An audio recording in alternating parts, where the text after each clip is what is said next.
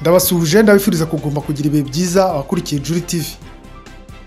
Ni biki bigezweho muri aka kanya? Minisitiri Makamba muri Tanzania yavuganye na Nduhungirehe wahawe inshingano nshya. Naho General Mubaraka Muganga yagira uruzinduko muri Bangladesh. Naho Ubwongereza bwafunguye abimukira 79 barimo bazoherezwa mu Rwanda. Naho mu gihugu cya Malawi hatangiye icyunamo cy'iminsi 21 cyo kunamira vice perezida w'iki gihugu waguye mu mpanuka ya kajugujugu. Uburundi na Repubulika ya Demokarasi ya Kongo byongeye kwiheza mu bikorwa bya EAC. Tukiraho muri Repubulika ya Demokarasi ya Kongo kandi Amerika na Loni bashinje Uganda gufasha M23. Muri icyo gihugu kandi imirwano hagati ya M23 na FARDC yongeye kubura muri Rucuru. Bwa mbere Hezbollah yarashe roketi nyinshi muri Israeli mu munsi umwe. Bwizingingo nkuru zigize amakuru mwategure kandi mugiye kugezweho nanjye Alexis Ntawigenera bahaye ikaze kuri aya makuru arambuye. Rero tugiye guhera kuri ivuga ko Minisitiri w'Ububanyi n'Amahanga n'ubufatanye n'akarere wa Tanzania January Makamba yavuganye ku murongo wa telefone na Ambassadeur Olivier Nduhungirehe nyuma y'aho Perezida Paul Kagame ahaye uyu mudiplomate inshingano nshya. Nduhungirehe yarasanzwe ari Ambassadeur w'u Rwanda mu bwami bw'Ubuholandi kuva muri Kanama 2020. Mbere yaho yabaye umunyamabanga wa leta muri Minisiteri y'Ububanyi n'Amahanga n'ubutwererane kuva muri Kanama 2017 kugeza muri Mata 2020. Ibiro bya Minisitiri w'Intebe Edouard Ngirente kuri wa 12 Kamena 2024 byari bigize Nduhungirehe Minisitiri w'Ububanyi n'Amahanga n'ubutwererane asimbura Dr Vincent Biruta wagizwe Minisitiri w'Umutekano w'imbere mu gihugu. Minisitiri Makamba kuri wa 13 Kamena yatangaje ko yavuganye na Nduhungirehe ku murongo wa telefone amugaragariza ko yishimiye icyizere yagiriwe na Perezida Paul Kagame. Bemeranya ko bazakorana kugira ngo umubano wa Tanzania n'u Rwanda ukomeze ube mwiza. Yagize ati: nahamagaye kuri telefone nyakubahwa Olivier Nduhungirehe Minisitiri mushya w'Ububanyi n'Amahanga w'u Rwanda. Namushimiye kubw'icyizere yagiriwe na nyakubahwa Perezida Paul Kagame wamuhaye inshingano y'ingenzi. Twemeranyije gukorana bya hafi kugira ngo dukomeze umubano w'ibihugu byacu by'inshuti.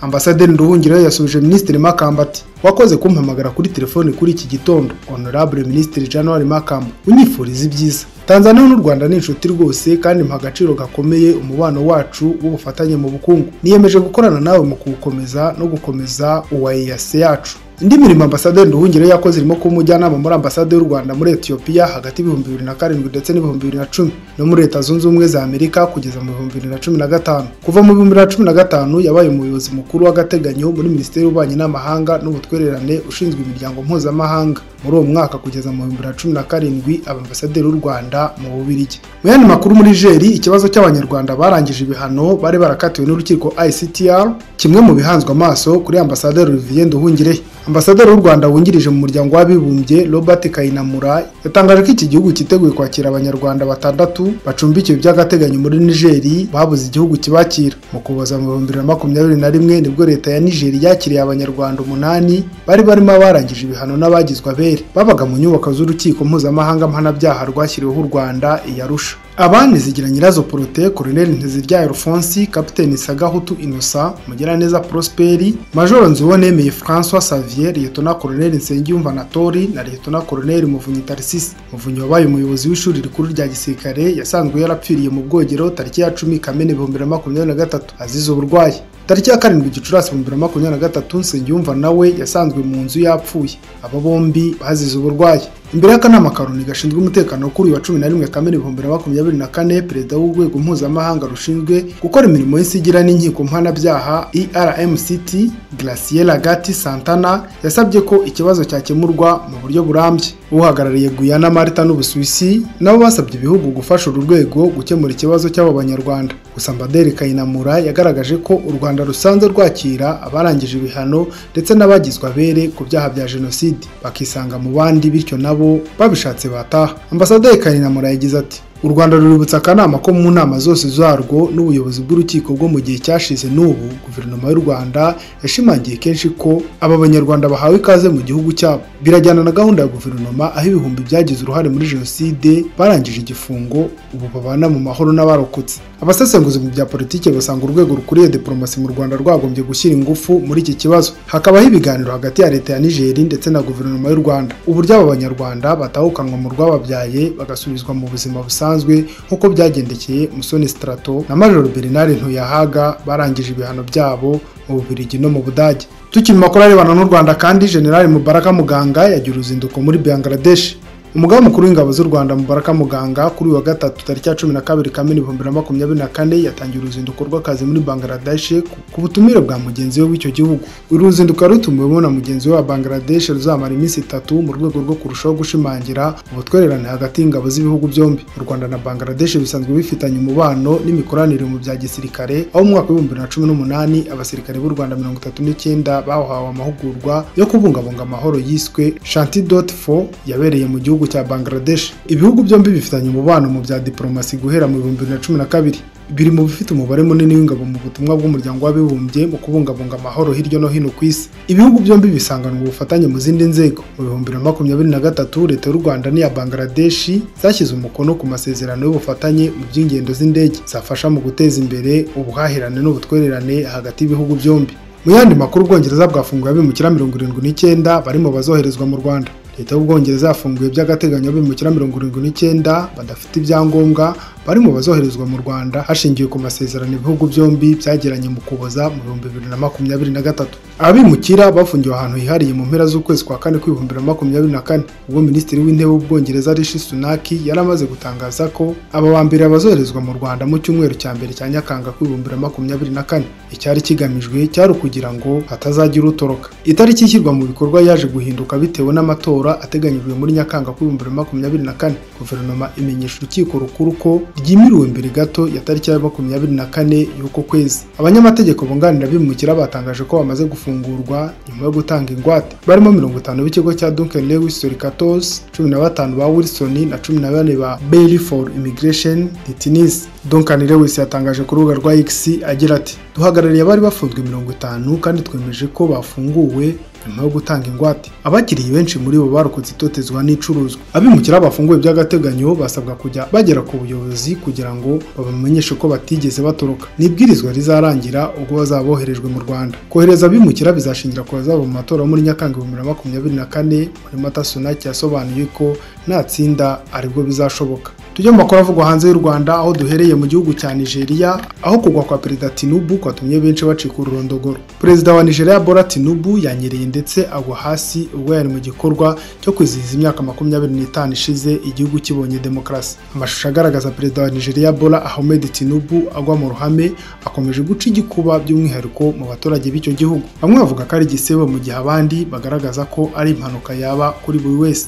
Perezida Tinubu w'imyaka 72 yavugiye kuri wa gatatu tariki ya 12 Kamena 2024 ubwo yari Abuja muri Eagle Square mu birori byo kwizihiza umunsi wahariwe demokarasi. Perezida yahushije intambwe ubwo yari agiye kuzamuka ku modoka ifunguye hejuru, ariko ushinzwe umutekano we ahita amutabara. Byemejwe ko ari inkweto ya Perezida zahagamiye muri Agbada ikanzu ye ubwo yari agiye kuzamuka mu modoka, ariko Perezida Tinubu yirengagije impanuka nto, yurira imodoka imuzengurutsa muri Eagle Square, hanyuma ajya ku mwanya we akurikirana parade y'umunsi wa demokarasi y'abasirikare. Umwe mu bayobozi bungirije Tinubu yavuze ko nta kibazo cyabaye kuri Perezida, ko ari ukunyerera by'impanuka. Amashusho ya Perezida Tinubu agwa yakomeje gukwirakwizwa hirya no hino ku mbuga nkoranyambaga. Muri Malawi ho hatangajwe icyunamo cy'iminsi 21 cyo kunamira Vice Perezida nabo bari kumwe baguye mu mpanuka y'indege. Perezida wa Malawi Lazarus Chakwera yatangaje icyunamo mu gihugu hose cy'iminsi 21 cyo kunamira Vice Perezida Soros Chilema na bagenzi be bose 9 baherutse kugwa mu ndege ya gisirikare yari yabuye irengero iza kuboneka bose bamaze gupfa. Perezida wa Malawi Lazarus Chakwera yisasaba ko amabendera y'ururuswa akagezwa hagati kugeza ubwo hazaba umuhango wo kumushyingura. Umuhango wo gushyingura Vice Perezida wa Malawi uzakorwa na guverinoma ya Malawi, ariko nta tariki nyirizina yatangajwe uzashyirirwaho. Iyi ndege yaburiwe irengero nyuma y'uko imaze guhaguruka irirongwe mu murwa mukuru w'iki gihugu mu gitondo cyo kuwa mbere tariki ya 10 z'ukwa gatandatu 2024, iza kubura ku ikoranabuhanga rya radari ryerekanaga aho iherereye. Birangira iburiwe irengero. Abasirikare bakomeje kuyishakisha mu ishyamba rya Chikangawa, iza kugaragara yashwanyaguritse n'abari bayimo bose bapfuye. Vice Perezida Chilema w'imyaka 51 yaguye muri iyo ndege yari agiye guhagararira leta mu muhango wo gushyingura wahoze ari Minisitiri Lalfi Kasambala wari uherutse kwitaba Imana. Uburundi na Repubulika ya Demokarasi ya Kongo bongeye kwiheza mu bikorwa bya East African Community. Ibihugu by'u Burundi na Repubulika ya Demokarasi ya Kongo byongeye kutitabira igikorwa cy'umuryango wa Afurika y'Uburasirazuba. Ni ku nshuro ya kabiri ibihugu byiheje muri uyu muryango mu gihe kitageze ku cyumweru, ibishimangira ko byaba bishaka kwikura muri uyu muryango. Kuva kuri wa 13 Kamena 2024 mu Rwanda hari kubera amahugurwa y'ingabo zo mu bihugu by'umunyamuryango wa Afurika y'Uburasirazuba. Ni amahugurwa agamije kongerera izo ngabo ubunararibonye mu bikorwa byo kugarura umutekano, kurwanya ibiza ndetse no guhangana na ba rushimusi b'amato. Abitabiriye amahugurwa bose bamwe akaba ari abasirikare bagera ku 1130 na bamwe mu basivili bafite aho bahurira na biriya bikorwa amahugurwa azibandaho. Ibihugu by'u Rwanda, Uganda, Kenya na Tanzania nibyo byitabiriye aya mahugurwa. Repubulika ya Demokarasi ya Kongo n'u Burundi byiheje muri aya mahugurwa mu gihe ku ya 7 Kamena 2024 nabyo byari byiheje mu nama idasanzwe y'abakuru b'ibihugu bya East Africa Community yakozwe ku buryo bw'ikoranabuhanga. Hari abahuza ku kwiheza kw'ibi bihugu no kuba byaba byose bifite umugambi wo kwivana mu muryango wa Afurika y'Uburasirazuba,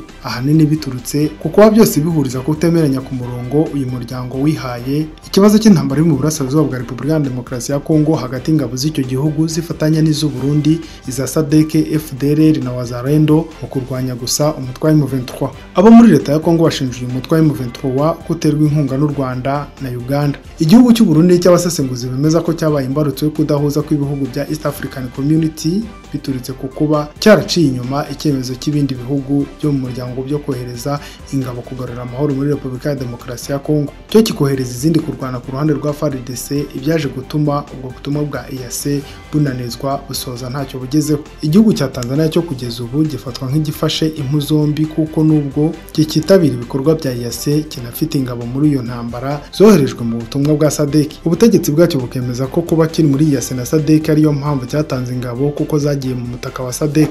Tukiri muri Repubulika ya Demokarasi ya Kongo kandi Amerika na Loni bashinje Uganda gufasha M23. Umuryango w'abibumbye biciye muri raporo z'impuguke zabo muri Repubulika ya Demokarasi ya Kongo bashinje leta ya Uganda gufasha umutwe wa M23 ndetse no guha imyitozo abarwanyi bawo. Raporo y'izi mpuguke yagiye hanze by'impanuka ikinyamakuru Daily Monitor kivuga ko cyabonye niyo yemeza aya makuru. Ubutegetsi bw'Kinshasa bumaze imyaka irenga 2 bushinja leta y'u Rwanda kuba ariyo iha ubufasha inyeshyamba za M23. Gusa hashize igihe gito ibirego nk'ibyo binatangiye gushinjwa Uganda. Perezida w'inteko ishinga amategeko ya Repubulika ya Demokarasi ya Kongo Vital Kamerhe ndetse n'umunyapolitike Martin Fayulu utavuga rumwe n'ubutegetsi bwa Perezida Felix Antoine Tshisekedi bari mu bashinja byeruye Uganda gufasha umutwe wa M23. Raporo y'impuguke za Loni ivuga ko impuguke za Loni zabonye ibihamya byemeza ubufasha bamwe mu bari abofisiye ba UPDF igisirikare cya Uganda na CMI urwego rushinzwe ubutasi bwa gisirikare bwa Uganda kuri M23. Ikomeza ivuga ko amakuru yatanzwe n'intasi ndetse n'abegereye M23 nayo yemeza ko hari abakozi b'ubutasi bwa Uganda baribonagana kuva byibura mu mpera za 2023 mu rwego rwo guhuza ibikorwa n'abayobozi ba M23, kubaho ibikoresho ndetse no gutwara abayobozi ba M23 mu duce igenzura. Umujyi wa Munaganira mu duce tw'intara Kivu y'Amajyaruguru M23 maze igihe kirekire igenzura nyuma yo kwirukanamo ingabo za leta ya Repubulika ya Demokarasi ya Kongo muri Kamena 2022 ubwo M23 imaze gufata bamwe mu basirikare ba Repubulika ya Demokarasi ya Kongo bashinje ingabo za Uganda kugira uruhare mu ifatwa ryabo. Andrew Mwenda arashinjwa kuba ikiraro gihuza M23 na leta ya Uganda. Impuguke za Loni muri raporo yazo zishyira mu majwi umunyamakuru Andrew Mwenda zimushinja kuba umuhuza hagati ya M23 ndetse na leta ya Uganda. Mwenda asanzwe ari nyiri igitangazamakuru cyandika cyitwa Independent ndetse n'umusesenguzi kuri politike yo mu karere k'ibiyaga bigari. Uyu mugabo kandi yegereye cyane ubutegetsi bwa Uganda dore ko ari umuntu hafi cyane y'umuhungu wa Perezida Yoweri Kaguta Museveni akanaba umugaba mukuru w'ingabo za Uganda General Muhoozi Kainerugaba. Paul impuguke za Loni imushinja kuba yarahuje M23 n'ubutegetsi bwa Uganda kugira ngo bayifashe kujya mu biganiro na leta ya Repubulika ya Demokarasi ya Kongo. Ibyo nyir'ubwite yamaganiye kure agashinja Loni na Amerika kumushyiraho ibi birego bashingiye ku bimenyetso bidafatika. Mwenda mu nyandiko aheruka kunyuza mu kinyamakuru cye yasobanuye ko muri Werurwe uyu mwaka yahamagawe kuri telefone n'umuntu atazi akamubwira ko abo muri M23 bashaka guhura nawe. Ngo babyemeranyijweho batatu barimo umuvugizi w'uyu mutwe Lawrence Kanyuka, Desire Rwigema n'undi muntu utamenya amazina bamusanga ku biro bye i Kampala. Ikampara Mwenda yatangaje ko Kanyuka na bagenzi be bamusobanuriye M23 uko abayihagarariye bamaze amezi 18 i Kinshasa bashaka kuganira leta ya Repubulika ya Demokarasi ya Kongo kugeza ubwo basubiye muri teritwari ya Rucuru tabisubizo bifuzaga, ahubwo ingabo za leta zigatangira kubatera mu gushyingwa kuri 2021. Umunyamakuru yavuze ko bamubwiye ko bashaka kumufasha kugera kuri ambasade ya Amerika, iy'Ubufaransa, iy'Ububiligi ndetse n'iy'umuryango w'ibihugu by'Uburayi. Yakomeje agira ati bavuze ko izi ambasade zifite ijambo Kinshasa bityo tuzabahuza na leta. Numvise ari amahirwe yo guhuza impande zombi ngahagarika intambara muri Repubulika ya Demokarasi ya Kongo kagarura amahoro. Mwenda yasobanuye ko yahamagaye kuri za ambasade Kampala azisobanurira uguhura kwe n'abahagarariye M23, azimenyesha ko uyu mutwe ushaka abawufasha kuganira na leta ya Repubulika ya Demokarasi ya Kongo kuko ngo wifuza guhagarika imirwano hashingiwe ku bwumvikane. Yavuze ko umukozi wo muri ambasade y'Ubufaransa yamubwiye yeruye ko batemerewe guhura na M23. Uwo mu Amerika yamubwiye ko umunyamabanga wabo ushinzwe politike abyifuza ariko agomba kubisaba Washington mbere ya byose. Nyuma y'iminsi 2 yabwiye ko Washington yabyanze, gusa ngo umukozi wo muri ambasade ya Amerika yamubajije niba intumwa za M23 zarahuye n'umuntu wo muri guverinoma ya Uganda, asubiza ko ntabyazi. Mwenda yatangaje ko muri Gicurasi 2024 yahamagaye na minisitiri ushinzwe ububanyi n'amahanga wa Uganda, imumenyesha ko akanama k'umuryango w'abibumbye gashinzwe umutekano kayibwiye ko ari gushakira M23 ibiganiro. Ni amakuru kavuga ngo kakuye mu itsinda ry'impuguke za Loni zikurikirana umutekano wo muri Repubulika ya Demokarasi ya Kongo. Yavuze ati iri tsinda ryavuze ko navuganye na M23 nishakira ibiganiro na ambasade zo mu burengerazuba kugira ngo uyu mutwe ukurirweho ibihano. Abayobozi bo muri Minisiteri y'Ububanyi n'Amahanga bampaye dosiye y'iby'impuguke zavuze. Yanavuga ko Uganda itoza M23 byagaragaye neza ko Abanyamerika ari bo babibwiye Loni babishingiye ku kiganiro nagiranye n'umukozi wabo. Mwenda yatangaje ko yatunguwe nuko izo mpuguke za Loni zamugaragaje nk'umuntu ukomeye muri Uganda, zitangaza amakuru adahuye n'ikiganiro yegeranye n'umukozi wo muri ambasade ya Amerika. Leta Zunze Ubumwe za Amerika ziri mu bihugu byakunze gusaba leta ya Kongo kujya mu biganiro na M23, gusa Kinshasa yarahiye ko itazigera ijya mu biganiro n'uyu mutwe.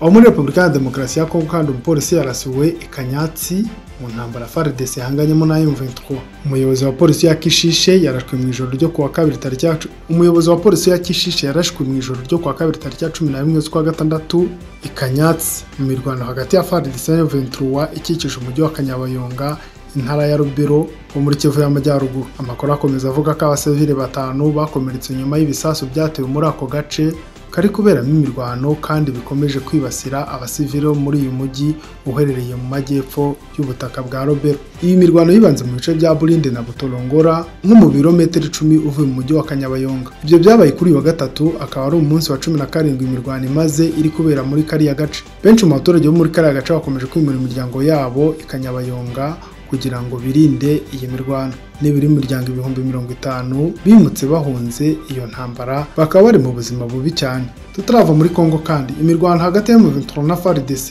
yongeye kubura muri Rucuru.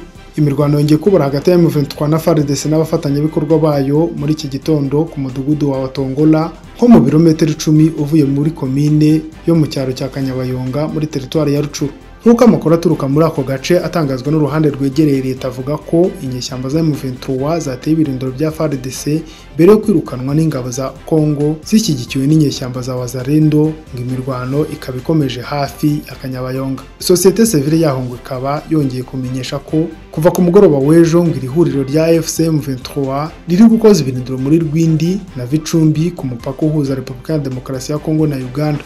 Hagati akanama k'impuguke za Loni kuri iyi nshuro katangaje ko Uganda iha ubufasha inyeshyamba za M23 mu gihe ari u Rwanda rwari rwarakomeje gushyirwa mu majwi gusa nubwo rutahwema kubihakana. Raporo yatangajwe na VOA Africa muri iki gitondo cyo kuwa kane ivuga ko kuva mu 2023 hagaragaye ubufasha bw'ingabo za Uganda ku nyeshyamba za M23. Ntacyo uruhande rwa M23 ratangaza kuri iyi mirwano ivugwa, gusa biragoye kwemera ko ingabo za FARDC n'abafatanyabikorwa bayo bapfa guhagarika cyangwa gusubiza inyuma igitero cya M23 nk'uko abakurikiranira hafi y'intambara babyemeza. No mu makuru avugwa hanze y'umugabane wa Afurika, G7 irigirwamo uko imitungo y'Uburusiya yafatiriwe yahabwa Ukraine. Mu Butaliyani hatangiye inama mpuzamahanga ihuza ibihugu bikize kurusha ibindi ku isi yitwa G7. Aho byite imwe mu nyungu zigwaho zikaba zakemezwa ari uko imitungo yahoze ari y'Uburusiya yafatirwa igahabwa Ukraine nk'inguzanyo. Muri iyi nama hari amakuru avuga ko perezida wa Ukraine Volodymyr Zelensky azaganira na mugenzi wa Amerika Joe Biden uko ibihugu byombi byasinya andi masezerano y'ubufatanye mu by'umutekano.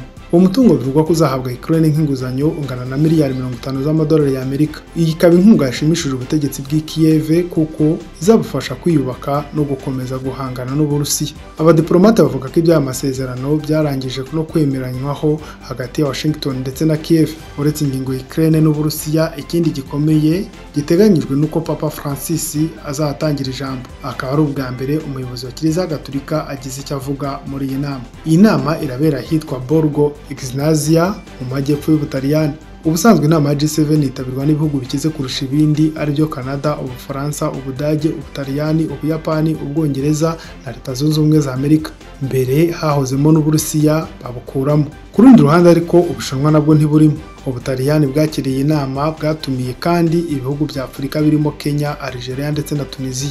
Ibihugu bya Afurika byatumiye bizaganirira abandi bayobozi uko ikibazo cy'abimukira bava muri Afurika bakajya i Burayi gihagaze. Abandi bazitabiriye inama ni Perezida wa Brazil Luiz Inácio Lula da Silva, Minisitiri w'Intebe w'Ubuhinde na Perezida wa Turkiya witwa Tayyip Erdogan. Inama kandi bayihasigaye igihe gito ngo Perezida wa Amerika, Minisitiri w'Intebe w'Ubwongereza na Perezida w'Ubufaransa bitabira amatora yo guhatanira ku myanya yabo iyoborwa bundi bushya. Ni amatora asigaje igihe gito cyane ngo abe. Amakuru yacu reka tuyasoreze kuri ivuga ko bwa mbere Hezbollah yarashe roketi nyinshi muri Israel mu munsi umwe. Umutwe wa Hezbollah wo muri Libani warashe ibisasu byinshi bya roketi mu majyaruguru ya Israel mu rwego rwo kwihorera igitero cyahitanye umwe mu bayobozi bakuru bayo. Kuri uyu wa gatatu tariki ya 12 Kamena, ingabo z'igihugu cya Israel zabaze byibuze ibisasu birenga 200 byambutse umupaka, bimwe byateje inkongi y'umuriro ariko nta muntu byahitanye. Biravugwa ko ari ubwa mbere Hezbollah yarashe roketi nyinshi muri Israel mu munsi umwe kuva amakimbirane yambukiranya umupaka yatangira amezi 8 ashize, mu rwego rwo kwihorera ku gitero cya Israel cyahitanye komanda w'ingabo zayo. Ibi bije mu gihe umuyobozi mukuru wa Hezbollah yiyemeje ko uyu mutwe ushyigikiwe na Irani uzongera ubukana, imbaraga ndetse n'ingano y'ibitero byawo nk'uko tubikesha ibiro ntaramakuru by'Ubwongereza Reuters. Ibi yabivugiye mu muhango wo gushyingura Taleb Samir Abdullah, umuyobozi w'ingabo wiciwe mu gitero cy'indege mu majyepfo ya Libani mu ijoro ryo kuwa kabiri. Habayeho guhererekanya ibisasu ku mupaka wa Israel na Libani hafi ku munsi intambara yatangira hagati ya Israel na Hamas muri Gaza ku itariki ya 7 Ukwakira. Hezbollah yavuze ko ibikora mu rwego rwo gushyigikira umutwe wa Hamas w'Abanyapalestina. Byombi bifatwa nk'imitwe y'iterabwoba na Israel, Ubwongereza ndetse n'ibindi bihugu. Muri Libani hapfuye abantu barenga 375 barimo nibura abasivili 88 nk'uko abayobozi ba Libani na Loni babitangaje, mu gihe ingabo za Israel zivuga ko muri Israel hapfuye abasirikare 18 n'abasivili 10 muri uko kurasanaho. Amakimbirane kandi yavanye mu byabo abantu 10,000 batuye mu turere tw'imipaka yo mu majyaruguru ya Israel no mu majyepfo ya Libani. Nshuti bakunzi ba Juri TV, no kuri inkuru ya Libani dusoreje amakuru twari twabateguriye muri aka kanya. Birumvikana ko ari hamwe muri menshi aba yatangajwe. Tubashimiye kuba mwarimu yakurikiye, tubararikira gukomeza gukurikira ibiganiro biri kuri uru rubuga. Mugira amahoro.